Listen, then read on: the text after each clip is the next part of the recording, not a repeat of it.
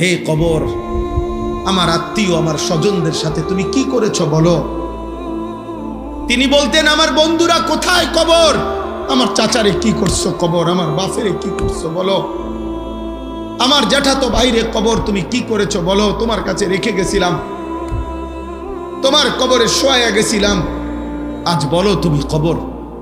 আমার আত্মীয়দের সাথে, আমার স্বজনদের সাথে, আমার বন্ধুদের সাথে, যাদের সাথে আমি গল্প করতাম, যাদের সাথে আমি বন্ধুত্ব ছিল, তোমার কাছেই তো রেখে গেছিলাম, তুমি তাদের সাথে কি আচরণ করেছো, মাজা ফাআলতা। কিতাবের মধ্যে আছে হযরত ওমর ইবনে আব্দুল আজিজ, এই বুজুর্গ, তিনি কাঁদতেন, আর সাথে তখন যারা দাঁড়িয়ে থাকতো তাদেরকে তিনি বলতেন, জানো কবর আমারে কি বলছে।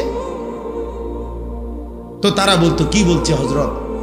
আমি স্পষ্ট যেন শুনতে পাচ্ছি, কবর আমাকে বলছে, হে ওমর ইবনে আব্দুল আজিজ, তোর স্বজনের সকলকেই আমি হাড্ডি চামড়া গোশত চোখ নাক কান একটা একটা অঙ্গ খুলে খুলে মাটির সাথে মিশায় দিয়েছি।